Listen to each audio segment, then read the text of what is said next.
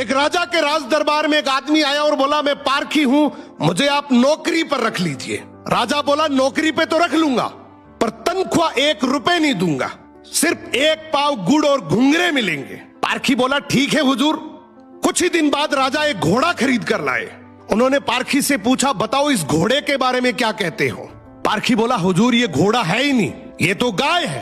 राजा चौंक गए। उन्होंने घोड़े बेचने वाले को बुलाया। उसने कहा, साहब बात तो सही है तो घोड़ा ही, लेकिन बचपन में ही इसकी मां मर गई थी, इसे गाय का दूध पिलाया गया था, इसलिए इसकी आदतें गाय जैसी हैं। राजा ने हैरानी से पारखी से पूछा, तुम्हें यह सब कैसे पता चला। पारखी बोला, हुजूर जब ये चल रहा था तो नीचे मुंह झुकाकर घास खा रहा था, घोड़ा हमेशा ऊपर गर्दन उठाकर खाता है, मैंने इसकी आदतों से पहचाना। राजा खुश होकर बोले, आज से तुम्हें आधा किलो गुड़ और आधा किलो घुंघरे मिलेंगे। कुछ दिन बाद राजा ने फिर पूछा, मेरी रानी कैसी है, बहुत प्रिय है मुझे। पारखी बोला, हुजूर आपकी रानी खानदानी नहीं है। राजा को विश्वास नहीं हुआ।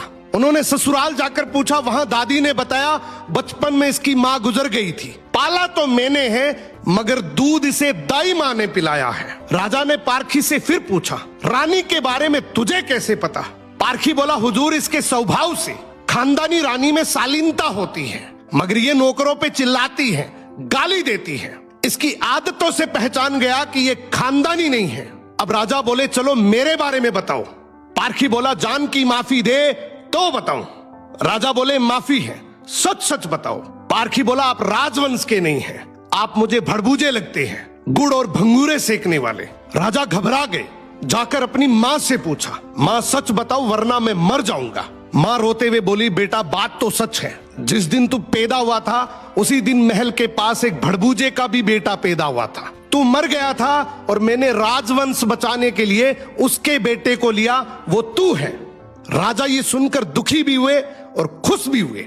इंसान की पहचान उसके चेहरे, कपड़े या खानदान से नहीं होती, उसके चरित्र से होती है। किसी को भी केवल उसकी शकल, सूरत, पद या घर देखकर मत परखो, उसकी आदतें, उसका व्यवहार ही